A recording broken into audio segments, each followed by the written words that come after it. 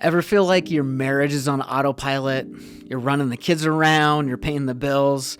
You feel more like routines are just happening instead of a time of renewal. Let's talk about it and what we can do in taking steps towards each other in Jesus.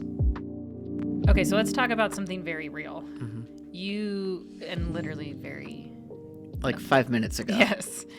You said, I feel like I haven't seen you in 5 days, which is accurate. There's been lots going on. So what happens when a couple maybe says something similar to their spouse? Because there's this whole idea that we talk about the drift, right? Yep. That you slowly drift, but we have seasons where we feel like marriage is maybe on autopilot and we're in the same house, in the same world, but we're going different directions. Yeah. The best thing I would recommend is actually start a podcast so that your wife has to show up and you can have a conversation about it. It was on the calendar. It was on the calendar. Kids activities. You just got back from the dance competition, so you're gone for a couple days. We are, I would say, in autopilot mode.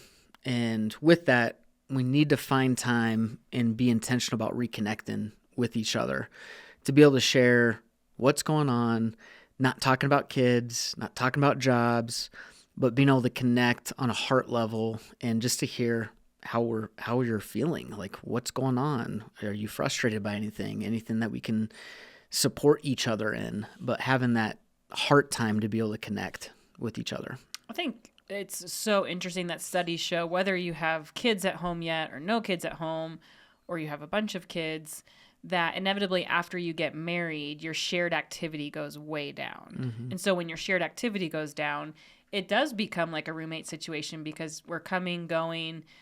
When you have kids into the mix, now you're tagging in and out of who's taking who to practice and dance competitions and, you name it. So what's like a shared activity before kids that you had maybe with me, and then after kids, like, maybe not so much?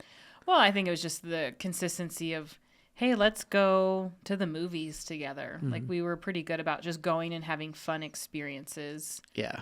So just the availability to do some of those becomes more limited. If you asked me to go see a movie with you this week, I'd be like, well, I'm taking this one to soccer practice, and then this one has dance, and then I'm supposed to get together with my friends this night. And so it's not that it shouldn't be a priority, but it's just figuring out, okay, how do we connect? And so I think there's a few things we've learned along the way is we've had to fight for that time to have shared activity. And the reality is that we do live with children and jobs and things that call for our attention. So what's one of the biggest ways we've learned to reconnect when we've been on autopilot? I think one, we both have to be honest and talk about it.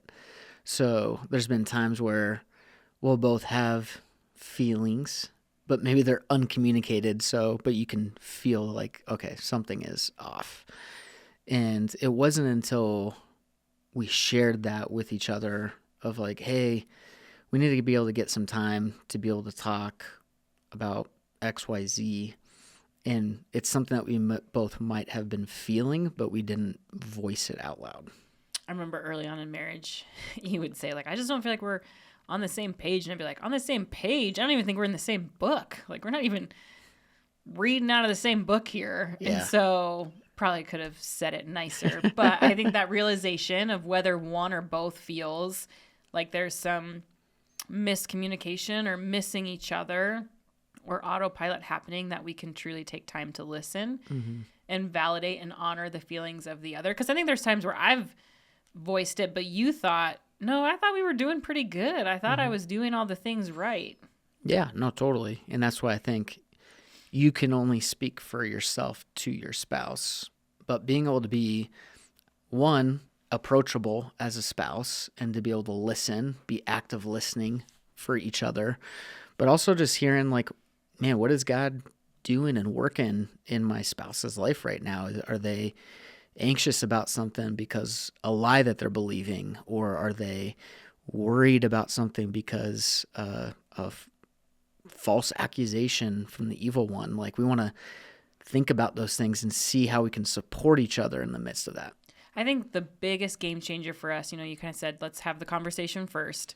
But then to your point on that is, by the end of the day, even if it's a 5-minute conversation, we've started to just ask each other, man, where did you see God working today? Or what lie came at you today? And what that has allowed us to do is, instead of sitting down at the end of a busy day and feeling exhausted and not knowing where to start, that question just helps us go straight to the matter of, this is where I felt a little beat up today, or this is the thought that came through my mind that I was tempted to believe, and then we can have a conversation around that. I think that's dramatically changed our relationship. No, absolutely. Because I think what it does is it, one, sheds light on what was the thing. It helps me to share more of my inner world that can be hard at times.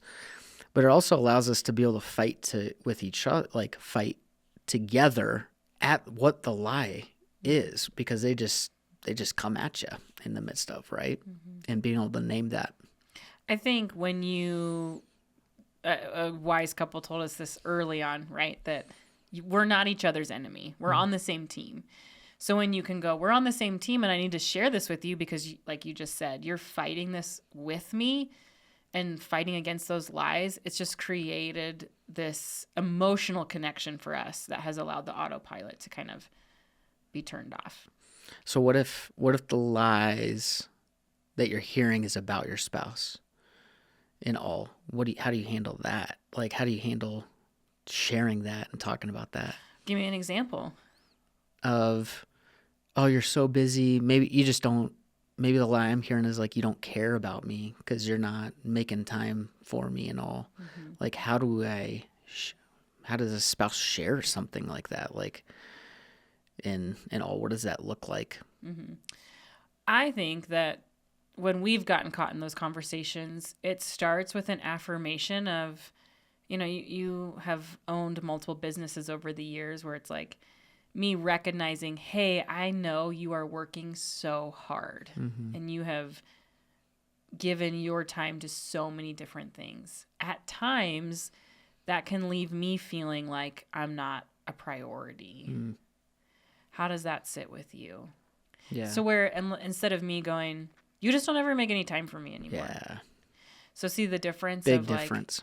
Like, I'm kind of telling you, and then you can go, oh my goodness, because we hear this a lot with couples of the male thinks, oh, the harder I work, the more money, the more successful I am, the more that I'm providing, the more my wife feels secure, when in reality, that's not always the case. And so being able to truly put it out there and kind of allow each other to respond. And because I think there have been times where you've shared stuff like that with me and I'm like, oh, well, that makes sense why you would think this way, and how even some of the things I was believing or thinking were just misperceptions. Yeah. I love that. You've actually become really good at that, of like showing where the intention of my heart may be in provision for the family and caring, but it doesn't have to happen 60 hours a week. It can happen, or is there intentional time? Are we in a busy season, or are we in something, where it's just like, hey, we're on autopilot in this, and this isn't okay. Right. So I think biggest things are having honest and open conversations about where each other are at, or if we both feel the disconnect, right? Yeah. And then truly being able to get to a place where you can share, and maybe it's just that simple question like we ask daily of, hey, where'd you see God show up, or what was a lie you believed today? And then I think lastly, for us, what was a game changer was fighting to find the quality time. So just like this week, and saying, I feel like I haven't seen you in 5 days, but we already know on our calendar when we'll have time to connect on a date. Yeah. And so we encourage couples, it's not just finding a weekly date, because you can go on a date every week and still not feel connected. Yep. But it's going on a date with the intention of talking about your marriage and yourself. So the rules are, you can't talk about the kids.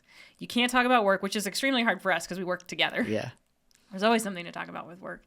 But it's truly focused on our marriage and us as individuals. Yes. And I think for me, what that's helped, because I have to like not fully research and prepare, but I need to have an idea of what I want to share. And that helps me knowing like, okay, I got to share about X, Y, and Z coming up and all.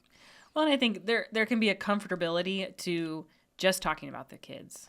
Oh, Mikey did this the other day and Ellie said this, and those aren't bad things, but ultimately it can stunt us from growing any deeper or deeper connection because we're focusing on all the other things we're doing and not just our marriage. Yeah, Tim Keller in his book Counterfeit Gods, he talks about how the most dangerous idols are when we make good things ultimate. Kids are great things, right? We love them to death, but if they're made ultimate, it can not just wreck our relationship with Christ, but like with each other in a big way. Yeah, so we would encourage every couple that's listening, if you're feeling that drift, that autopilot, one, be willing to have the honest conversation with your spouse. Chances are they're probably feeling some of that tension too, right? What's the next thing we would encourage them to do?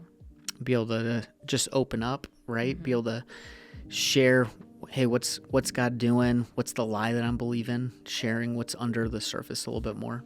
Love it. And then lastly, just to set aside that strategic time where they can sit and talk about marriage and each other and what God's doing in their lives versus everything else that they're doing. Yeah. So we got to get on the calendar to be able to have that. Let's go. I got some free time so we can now. practice what we preach. Okay. Sounds good.